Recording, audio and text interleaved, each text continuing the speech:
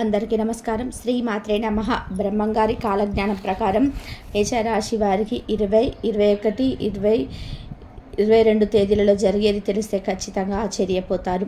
మేషరాశి వారు ఎక్కడ ఉన్నా సరే ఈ వీడియోని ఒక్క 10 నిమిషాలు అంటే వీడియో ఎక్కడ స్కిప్ చేయకుండా చూడండి. ఎందుకంటే మీకు 100కి 1000% ఉపయోగపడేటువంటి వీడియో చూడకపోతే మాత్రం చాలా ఇబ్బంది పడాల్సినటువంటి పరిస్థితి అనేది వస్తుంది. ఎందుకంటే ఈ వీడియో ద్వారాగా మీకు ఎన్నో రకాలైనటువంటి విలువైన విషయాలు, అలాగే మీరు తెలుసుకొని మార్పులు చేర్పులు చేసుకోవాల్సినటువంటి విషయాలు కూడా ఈ వీడియోలో చక్కగా ఉండబోతున్నాయి. బ్రహ్మంగారి మాటలు అంటే సాక్షాత్తు బ్రహ్మవాక్తో సమానం కాబట్టి, ఎందుకంటే ఎక్కడ కూడా బ్రహ్మంగారు చెప్పినట్టుగా ఇప్పటి వరకు కూడా జరుగుతూనే ఉంది. కొన్ని వేల సంవత్సరాల క్రిందట చెప్పినా సరే బ్రహ్మంగారి మాట ఎక్కడ కూడా తూచా తప్పకుండా జరుగుతుంది.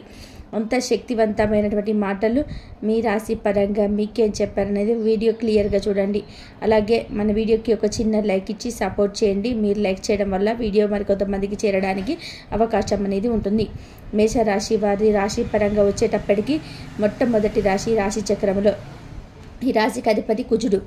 మేషం అంటే మనకు అర్థం వచ్చేటప్పటికి మేక అంటే చూడండి చాలా మంచిది అనమాట. అంటే ఇవి మేషరాశి వ్యక్తులు వ్యక్తిగతంగా అంత మంచివారనమాట. అలాగే చాలా తెలివైనటువంటి వారు, చాలా చురుకైనటువంటి వారు. అంటే మనకి ఒక ఎగ్జాంపుల్గా మీకు సింపుల్గా చెప్పాలంటే మేకలో ఉన్నటువంటి లక్షణాలన్నీ కూడా ఈ మేషరాశి వ్యక్తుల్లో ఉంటాయన్నమాట. మంచితనం, చురుకుతనం, శరాకితనం, తెలివితేటలు, అంటే బద్ధకం లేకుండా ఉండడం, ఏ పనిలోనైనా సరే స్పీడ్గా చాలా యాక్టివ్గా ఉండడం, ఇలా ప్రతిదీ కూడా అన్ని రకాలైనటువంటి మంచి లక్షణాలు ఈ మేషరాశి వాళ్ళలో పుష్కలంగా ఉంటాయి. అలాగే అమాయకత్వం కూడా అంతే ఉంటుందన్నమాట. ఎవరినైతే నమ్మాలో ఎవరిని నమ్మకూడదో ఒక్కొక్కసారి ఏంటంటే తెలిసినా కూడా అట్లా ప్రతి ఒక్కరిని కూడా గుడ్డిగా నమ్మిస్తూ ఉంటారు. ఇప్పుడు మేక కసాయవాడిని అంటే గొర్రె కసాయవాడిని నమ్మేబట్టే కదా అంత పెద్ద దెబ్బ తగులుతుంది. అలాగే మేషరాశి వ్యక్తులు కూడా చుట్టూతా ఉన్న వాళ్ళందరూ కూడా మనకు లాగానే మంచి వాళ్ళు అని చెప్పేసి అలా అనుకొని ప్రతి ఒక్కరిని కూడా గుడ్డిగా నమ్మిస్తూ ఉంటారు. అలా నమ్మినప్పుడు ఎక్కడైతే నమ్మకం ఉంటుందో అక్కడ నమ్మక ద్రోహం అనేది ఉంటుంది. దెబ్బ కూడా గట్టిగా తగులుతుందనమాట. అలాంటి దెబ్బలు ఏంటంటే కోలుకోలేమన్నమాట. కొన్ని దెబ్బలు ఎదుటి వాళ్ళు కొట్టే దెబ్బలకి మనము కోలుకోలేమన్నమాట. ఆ రేంజ్లో పడతా ఉంటాయి. అలా ఈ మేషరాశి వ్యక్తులు ఎంత తెలివైన వారు అయినప్పటికీ కూడా వీరికి ఉన్నటువంటి అతి మంచితనం వల్ల వీరి జీవితంలో కష్టాలను కొనుక్కొని మరి తెచ్చుకుంటున్నారు అని చెప్పేసి మనం చెప్పుకోవచ్చు అనమాట. అలా అని ప్రతిదీ కూడా అనుమానించడం కూడా తప్పే. ఈ మేషరాశి వారు ఏంటంటే ఇప్పటికైనా సరే ఏది నిజం, ఎంతవరకు నిజం, ఎవరిని నమ్మాలి, ఎవరిని నమ్మకూడదు అనేటువంటి కొన్ని మెలకువలు తెలుసుకోవడం వల్ల జీవితంలో మీకంటూ తెలియకల వాళ్ళు ఎవరు ఉండరండి. మీరు గనక ఒకసారి సక్సెస్ని గనక అందుకున్నారంటే మంచి కోటేశ్వర్లుగా అంటే ఒక రేంజ్లోకి వెళ్ళిపోతూ ఉంటారనమాట. ఎందుకంటే మీకున్నటువంటి కాన్సన్ట్రేషన్ లెవెల్స్ కానీ, యాటిట్యూడ్ కానీ, పనిలో ఉన్నటువంటి చురుకు, స్పీడ్, ఇట్లా ప్రతిదీ కూడా చాలా మంచి లక్షణాలు మీలో ఉన్నాయన్నమాట. కాబట్టి మీరు ఏ పనైనా సరే, అది మీరు చేసేది చిన్న పనైనా పెద్దదైనా సరే ఎప్పుడు ఆలోచించకూడదు. చేసేటువంటి పని పట్ల మనకు చాతనైనటువంటి పని నీతిగా నిజాయితీగా చేసేటువంటి కూలి పని అయినా సరే మనం అందులో శ్రద్ధ పెట్టి మనసు పెట్టి మన జీవితంలో మంచిగా ఎదగాలి అని చేసుకున్నప్పుడు ఏంటంటే జీవితంలో మన కష్టానికి కలుసుబాటు అనేది తోడవుతుందన్నమాట. అలాంటి కలుసుబాటు అనేది మన కష్టంలో దాగి ఉంటుంది. అలా మీరు చేయండి. ఆ దైవం యొక్క అనుగ్రహంతో మీరు మంచిగా ఎదగటాన్ని ఎవ్వరు కూడా ఆపలేరన్నమాట. మంచి సక్సెస్ని అందుకుంటారు. అలాగే మన జనాన్ని ఏంటంటే ప్రతి ఒక్కరిని కూడా అనుమానించకూడదండి. మన మంచి కోరే వాళ్ళు ఎవరా, లేదా మన చెడు కోరుకునే వారు ఎవరా ఏంటా అనేది కొన్ని మనకు అర్థమవుతుంది. అనుమానించడం మొదలు పెడితే మంచిని కూడా అనుమానించాల్సి వస్తుంది. అలా చేయకూడదు. అది వారి యొక్క బిహేవియర్ని బట్టి కొన్ని సందర్భాలు వారితో ఉన్నటువంటి కొంత పరిచయం వల్ల కొన్ని అర్థమవుతుంటాయి అన్నమాట. అలాంటిది మన మధ్యలో అంచనా వేసుకొని చేయాలి. ఎక్కువ మీరు కుటుంబ సభ్యులతో అన్యోన్యంగా ఏదైనా సరే, ఏ విషయమైనా సరే, ఏదైనా ఒక పనిని మొదలు పెట్టాలనుకుంటున్న ఒక బిజినెస్ లేదా ఒక జాబ్ ఇట్లా ఏదైనా సరే, ఏ విషయం గురించి అయినా సరే ఒక నిర్ణయం తీసుకునేటప్పుడు కుటుంబ సభ్యులతో మాట్లాడండి. అంటే ఫ్రెండ్స్ అని వాళ్ళని వీళ్ళని చెప్పేసి కొంచెం ఎక్కువగా మీరు బయట ఫ్రెండ్స్తో తిరుగుతూ ఉంటారనమాట. ప్రతిదీ కూడా ఫ్రెండ్ కదా అని చెప్పేసి ప్రతిదీ కూడా వారితో షేర్ చేసుకోవడం, వారి సలహా మేరకు కనుక నడవడము ఇలాంటివి జరుగుతాయన్నమాట. కానీ మీ ఫ్రెండ్స్ కన్నా, బయట వాళ్ళ కన్నా మీ కుటుంబ సభ్యులు మీకు ముఖ్యం. ఎందుకంటే మీరు చేసేటువంటి ప్రతి పని వల్ల వారి భవిష్యత్తు కూడా ముడిపడి ఉంటుంది. కాబట్టి మీరు మంచిగా ఒక సక్సెస్లోకి వెళ్ళారనుకోండి, సంతోషపడేది కుటుంబ సభ్యులు ముందే. మీరు ఏదైనా తప్పుగా ఏదైనా తెలిసి తెలియక చేశారనుకోండి, బాధపడేది కుటుంబ సభ్యులే. కాబట్టి వారి నిర్ణయం ప్రకారం మీరు ఏదైనా సరే అనుకొని వాళ్ళు మీకు లోతుగా ఆలోచించి ఒక మాట చెప్తారు. కాబట్టి కుటుంబ సభ్యులతో మనం ఏ విషయమైనా చర్చించుకోవాలి, బయటి వాళ్ళ సలహా తీసుకోవాలి. అది ఎంతవరకు తీసుకోవాలి అంతవరకు మాత్రమే మనం ఉపయోగించుకోవాలన్నమాట. ఇట్లాంటి కొన్ని చిన్న చిన్న టెక్నిక్స్ అనేది పాటిస్తే మీకు తీరిక అనేది ఉండదు. ఈ 3 రోజులు వచ్చేటప్పటికి మీరు ఒక రోజు కాస్త రెస్ట్లో ఉంటారు. అంటే రేపొక్క రోజు కాస్త విశ్రాంతి దొరుకుద్ది. అది పొద్దున పూట నుంచి మధ్యాహ్నం వరకు అవ్వచ్చు, లేదా మధ్యాహ్నం నుంచి సాయంత్రం వరకు అవ్వచ్చు. ఏదో ఒక పూట మాత్రం కాస్త ఇంట్లో ప్రశాంతంగా మీకు ఇష్టమైనటువంటి ఆహారాన్ని, అంటే ఫుడ్ని ఎక్కువగా మీరు భోజన ప్రియులుగా కూడా ఉంటారని చెప్పుకోవచ్చు అనమాట. మనము ఎక్కువగా కూడా కొంచెం నాన్ వెజ్ అది తినటము, కాస్త ఏదైనా సరే తినేది చాలా ఇష్టంగా తినడం, చాలా అలా వండుకోవడం కానీ, వండించుకోవడం కానీ, లేకపోతే బయట నుంచి తెచ్చుకొని అయినా సరే మీరు భోజనాన్ని చాలా ఆహ్లాదంగా ఎంజాయ్ చేస్తూ తింటారనమాట. అట్లా రేపేంటంటే కాస్త ఫ్యామిలీతో ఉన్నటువంటి అవకాశం అనేది ఉంటుంది, లేకపోతే బయటికి వెళ్ళేటువంటి అవకాశం అనేది కూడా ఉంటుంది. లేకపోతే ఏదైనా అనుకోకుండా ఏదైనా ఫంక్షన్కి అటెండ్ అవ్వడము, సరదాగా బంధువులతో అవ్వచ్చు, వారితో వీరితో కాస్త సంతోషంగా మాట్లాడడము, కాస్త మీకున్నటువంటి టెన్షన్స్ పక్కన పెట్టేసి ప్రశాంతంగా ఉండడం అనేది జరుగుతుంది. ఇక మిగిలిన 2 రోజులు మాత్రం బాగా బిజీగా ఉంటారు. పెండింగ్ పనులు ఏదైనా ఉన్నా కూడా మీ మీద ఉన్నటువంటి అవకాశం అనేది ఉంటుంది. అలాగే మీకేంటంటే ఎంత కష్టపడినా పడతారో ఆ కష్టానికి తగినటువంటి ప్రతిఫలం తప్పకుండా చూస్తారు. మీకు గతంతో పోల్చుకుంటే, అంటే మీరు జీవితంలో తగినటువంటి ఎదురు దెబ్బల వలన మనకు జీవితం నేర్పిన పాఠాలకు కూడా మనుషులు నేర్పినటువంటి గుణపాఠాలే ఎక్కువగా ఉంటాయన్నమాట. అలా చాలా వరకు కూడా జనాన్ని మీరు గ్రహించగలుగుతున్నారు. చాలా వరకు కూడా ఎవరు ఏంటనేది అంచనా వేయగలుగుతున్నారు. ఫేస్ రీడింగ్ లాగా చెప్పగలుగుతున్నారనమాట. దాన్ని బట్టి మీరు కొంచెం వరకు కూడా జీవితంలో చాలా మార్పులు చేర్పులు చేసుకున్నారని చెప్పుకోవచ్చు. కాబట్టి గతంతో పోల్చుకుంటే ఇప్పుడు గతంలో ఏంటంటే కొంచెం డబ్బులు ఫ్రెండ్స్ అని ఖర్చు చేయడము, ఇలా జలసాగా చేసేటువంటి వాళ్ళు ఇప్పుడు ఏంటంటే ₹1 ఖర్చు చేయాలంటే 1కి 4 సార్లు ఆలోచించి చేయాలా వద్దా అని చెప్పేసి మీరు ఆలోచించి చేయడం అనేది జరుగుతుందన్నమాట.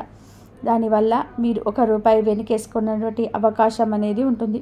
మీ సంపాదన తగినట్టుగా ఆదాయం తగ్గినట్టుగా ₹1 రాబడి వెనకేసుకోవడం అనేది కూడా ఖచ్చితంగా జరుగుతుంది. మీకు చెప్పాలి అంటే మీరు కొంచెం ఇప్పుడు అవ్వచ్చు, ఇంకా 2 సంవత్సరాలు కావచ్చు, ఇంకా కొత్త గృహ నిర్మాణము అవకాశం అయితే ఉంటుంది. నిర్మాణం చేసుకునే స్థిరాస్తులు కొనుగోలు చేయడం, ఒక భూమి అవ్వచ్చు, ఒక పొలం అవ్వచ్చు, ఒక చిన్న ఫ్లాట్ కానీ, అపార్ట్మెంట్ కానీ, లేకపోతే ఒక కొత్త గృహాన్ని నిర్మించుకోవడం కానీ, ఇట్లా స్థిరాస్తులు పోగేసుకునేటువంటి అవకాశం అనేది కనిపిస్తుంది అనమాట. అంటే ఏదైనా బంగారం కొనుగోలు చేసుకోవచ్చు, ఒక బైక్, ఒక కారు, ఇలా ఏదో ఒకటి మంచిగా అంటే సేవింగ్ చేసేటువంటి డబ్బులతో ఏదో ఒకటి కొనుగోలు చేసే అవకాశం అనేది ఇక్కడ మీకు కనిపిస్తుంది. ఎప్పుడైనా సరే మన కష్టంతోనే మన కలుసుబాటు, మన సంపాదన అనేది ఉంటుందన్నమాట. కష్టే ఫలి అని చెప్పేసి మన పెద్దలు ఎప్పుడూ చెప్పారు. వీరు ఎంత కష్టపడతారో పడండి, ఆ దేవుడు మీకు కలుసుబాటు ఇవ్వడానికి సిద్ధంగా ఉన్నాడు. ఇంట్లో కూర్చొని లక్షలు రావాలి, కోట్లు రావాలి అని చెప్పేసి అంటే ఎవరికి రావండి. అలాగే మీకేంటంటే మీ కష్టము ఒక వయసులో ఉన్నప్పుడు, అంటే ఏదైనా సరే కొంచెం వయసులో ఉన్నప్పుడు తెలియదు, సంతోషంగా సరదాగా ఎంజాయ్ చేద్దామని చెప్పేసి అనుకుంటారు. కానీ సరదా చేయాలి, ఎంజాయ్ చేయాలి, అలాగే కష్టం కూడా పడాలి. దీపం ఉన్నప్పుడే ఇలాగే ఇల్లు ఎలాగే చక్కబెట్టుకోవాలో అలాగే మన ఒంట్లో వయసు ఉన్నప్పుడే మనం ₹1 అనేది సంపాదించుకోవాలి, అన్ని రకాలుగా అనుభవించాలన్నమాట. మనకేంటంటే మన కష్టంతో పాటుగా గోరంత అదృష్టం అనేది తగిలిందనుకోండి, మన సుడిని తిప్పడం ఎవ్వరి వల్ల కూడా కాదు. జీవితంలో మంచిగా ఎదగడానికి అవకాశం అనేది ఉంటుంది. అన్నమాట. దీన్ని యోగ కాలం అంటారు. యోగ కాలం అంటే అదృష్ట కాలం, కలిసి వచ్చేటువంటి సమయం అని చెప్పుకోవచ్చు అనమాట. కాబట్టి మీరు పడేటువంటి కష్టానికి తోడుగా ఇంకొంచెం ఎక్కువ కష్టం అనేది పడండి. ఇక మీకు తిరిగి అనేది ఉండదు. అలాగే మీరిలో అన్ని రకాలు చేసేటువంటి ప్రైవేట్ ఉద్యోగాలు అవ్వచ్చు, గవర్నమెంట్ ఉద్యోగాలు అవ్వచ్చు, చిన్న పెద్ద బిజినెస్ ఏవైనా సరే మీకు లాభం మాత్రం ఖచ్చితంగా రెట్టింపు లాభం అనేది ఉంటుంది. ఇందులో మీకు ఎటువంటి సందేహం అనేది లేదు. అలాగే మీకు ఈ 3 రోజులు కూడా ఎటువంటి ఆటంకాలు అనేటివి ఉండవు. ప్రశాంతంగా పనులన్నిటివి ముగుస్తాయి. పెండింగ్ పనులు కూడా ఖచ్చితంగా పూర్తి చేసుకుంటారు. భార్యాభర్తల మధ్య గతంలో ఏదైనా గొడవలు ఏమైనా ఉన్నా కూడా అవన్నీ కూడా తగ్గిపోయి ఇప్పుడు మీరు ప్రేమగా అన్యోన్యంగా ఉన్నటువంటి అవకాశం అనేది కనిపిస్తుంది. గతం అని చెప్పేసి వదిలేసేయండి. అవన్నీ మనసులో పెట్టుకోవద్దు. అలాగే సంతాన పరంగా కూడా మీకు కొన్ని చిన్న అనారోగ్య సమస్యలు ఇబ్బంది పడుతున్నారు. అలాంటి అనారోగ్య సమస్యలు కూడా తగ్గి పిల్లలు చాలా యాక్టివ్గా ఉంటారు. మీరేంటంటే కొంచెం మీ కులదైవం మీద శ్రద్ధ చూపించి కాస్త పూజలు చేసుకుంటూ ఉండండి అన్నమాట. గతంతో పోల్చుకుంటే మీకు సమస్యల సంఖ్య కూడా చాలా వరకు కూడా తగ్గిందని చెప్పుకోవచ్చు. మనశ్శాంతిగా కొంతవరకు ఉంటున్నారని చెప్పుకోవచ్చు అన్నమాట. మీకేంటంటే రియల్ ఎస్టేట్ ఇలాంటివి కొంచెం అనుకూలంగా ఉంటాయని చెప్పుకోవచ్చు. కోర్టు సమస్యలతో కొంచెం ఏదైనా ఇన్నాళ్ళ నుంచి నలిగిపోతున్న అలాంటివి కూడా మీకు తగ్గి కోర్టు మీకు తీర్పు అనేది అనుకూలంగా వచ్చేటువంటి అవకాశం అనేది ఉంటుందన్నమాట. మీకేంటంటే కొంచెం దిష్టి కూడా చాలా ఎక్కువగా ఉంటుందన్నమాట. కాబట్టి మీరు ఆదివారం పూట ఇలాంటి టైంలో కాస్త ఎర్ర నీళ్ళు దిష్టి తీసేసుకోండి. అలాగే ఉప్పు ఆవాలతో మీరు దిష్టి అనేది తీసేసుకోండి. ఎందుకంటే దిష్టి ప్రభావం అనేది చాలా ఎక్కువగా ఉంటుంది. మీరు ఆరోగ్యం మీద దృష్టి అనేది ఉంచుకోవాలి. మీకేంటంటే గ్యాస్ ప్రాబ్లం, మైగ్రేన్, తలనొప్పి, భుజాల నొప్పులు, కీళ్ళ నొప్పులు ఇలాంటివి కొన్ని అనారోగ్య సమస్యలు అంటే ఎక్కువగా ఉంటాయి. అలా అనారోగ్య సమస్యలు పూర్తిగా తగ్గకపోయినా ఉపశమనం అనేది ఉంటుందని చెప్పుకోవచ్చు అన్నమాట. కాబట్టి మీకేంటంటే ముందు మనశ్శాంతి కావాలి. టెన్షన్, స్ట్రెస్ అనేది మీరు తగ్గించుకుంటే ఆరోగ్యం అనేది పూర్తిగా కుదుట పడుతుంది. మనిషి ఆరోగ్యం అనేది మానసిక ఆరోగ్యం మీద ఆధారపడి ఉంటుంది. మనం ఎంత మనశ్శాంతిగా అయితే ఉంటామో అప్పుడు మన శారీరక ఆరోగ్యం కూడా అంత బాగుంటుందన్నమాట. ఎందుకంటే కోట్లు ఇచ్చినా కూడా మనం కొనలేనిది ఆరోగ్యమే మహాభాగ్యం. కాబట్టి ఆరోగ్యం మీద దృష్టి అనేది ఉంచుకోండి. మనశ్శాంతి కోసం కాస్త ధ్యానము, మెడిటేషను, చిన్న వ్యాయామాలు ఇలాంటివి కూడా మీరు చేసుకోండి. సమయానికి తిండి తినడం, సమయానికి నిద్రపోవడం అనేది ఖచ్చితంగా మీరు పాటించాలి. అలాగే మీరేంటంటే కాస్త గ్రహస్థితులు కన్నా కూడా మన స్థితి అనేది మనకు సరిగ్గా ఉండాలని చెప్పేసి మనం ఇందాక తెలుసుకున్నటువంటి విషయమే. కాబట్టి మీరు మనశ్శాంతిగా ఉండాలి అంటే ఏ పనులు ముఖ్యమా, ఎవరితో ఎక్కువగా తరచుగా ఫోన్లో మాట్లాడుతూ ఉండడం, అనవసరంగా ఒక మాట 4 మాటలు మాట్లాడడం, ఖర్చు లేదని అవసరం లేకపోయినా కూడా ఖర్చులు చేయడం, ఇలాంటివి చేయడం వల్ల మనకు తెలియకుండానే మన సమస్యలు పడుతూ ఉంటామన్నమాట. కాబట్టి అలాంటివి ఏవైనా ఉంటే తగ్గించుకోండి. కాస్త సోమవారం పూట శివాలయానికి, శనివారం పూట వెంకటేశ్వర స్వామికి, అలాగే మీరు సోమవారం పూట కాస్త విభూతి తెచ్చుకొని శివాలయానికి వెళ్ళినప్పుడు స్నానం చేసేటువంటి నీటిలో విభూతి కలుపుకొని చిటికెడు వేసుకొని స్నానం చేస్తే మీకున్నటువంటి అనారోగ్య సమస్యలు, దోషాలన్నీ కూడా తొలగిపోతాయి. శనివారం రోజున వెంకటేశ్వర స్వామి గుడికి వెళ్తే తులసి మాలను స్వామివారికి సమర్పించండి. దానివల్ల మీ కష్టాలు, సమస్యలన్నీ కూడా తొలగిపోతాయన్నమాట. అలాగే మంగళవారం రోజున ఆంజనేయ స్వామి టెంపుల్కి మీకు కుదిరినప్పుడు వెళ్ళి తమలపాకుల మాలను కూడా మీరు సమర్పించండి. ఇలాంటివి చిన్న నియమాలు అనేటివి పాటించండి. మీకు చాలా వరకు కూడా సమస్యలు తగ్గుతాయి. ఇంట్లో కూడా మీ కులదైవానికి, అలాగే ఇంట్లో కూడా కొంచెం నిత్యం దీపారాధన చేయడానికి ప్రయత్నం చేయండి. ప్రయాణాలు మీకు అనుకూలంగా ఉంటాయి. చేసే పనులు సక్సెస్గా ఉంటాయి. 3 రోజులలో మీ చేతికి డబ్బులు అనేటువంటి అవకాశం అనేది ఉంటుంది. అలాగే లవర్స్కి కూడా అనుకూలంగా ఉంటుందని చెప్పుకోవచ్చు. ఇక్కడ మీకు బ్రహ్మంగారు చెప్పిన విషయం ఏంటంటే జనాన్ని, ప్రతి ఒక్కరిని కూడా గుడ్డిగా నమ్మవద్దు. ఎప్పటి పనిని అప్పుడు పూర్తి చేసుకోవాలి. ప్రతి ఒక్కరిని కూడా నా అనుకుంటే ఈ రోజులలో ఎవరో కాదండి, మన అక్క చెల్లెలు, మన అన్నదమ్ములు, మన బంధువులు, మన అనుకున్న మనుషులే మన మీద పడి ఏడుస్తున్నారు. మన ఎదుగుదల చూసి తట్టుకోలేక వారికి చేతనైనటువంటి సహాయం మనం చెడిపోవడానికి, నాశనం అయిపోవడానికి చేస్తున్నారు. కాబట్టి ఎవరితోనైనా సరే ఎంతవరకు ఉండాలో అంతవరకు ఉండాలి. ఆ ప్రమాదం అనేది మన కళ్ళ ముందే నవ్వు రూపంలో మన చుట్టూ తిరుగుతూ ఉంటుంది. కాబట్టి జనాన్ని అంత తక్కువగా అంచనా వేయకుండా ఎప్పటికప్పుడు మెలకువగా జాగ్రత్తగా ఉండాలని చెప్పేసి మనకు బ్రహ్మంగారు చెప్పడం అనేది జరుగుతుంది. అలాగే ప్రతి దాన్ని కూడా అనుమానించకూడదు. ఎక్కడ ఏంటి అనేది అది మనం గ్రహించగలగాలన్నమాట.